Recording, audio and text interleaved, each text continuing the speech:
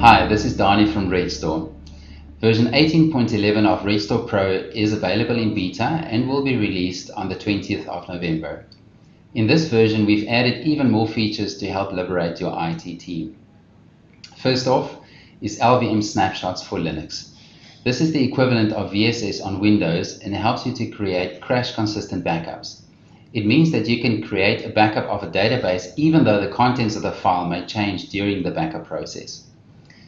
To help your IT team, we now log the operating system details during all backup and restore processes. We have also added several enhancements to the system report feature. This feature allows you to create a report of your backup selection as well as several settings of the backup and the operating system during each backup.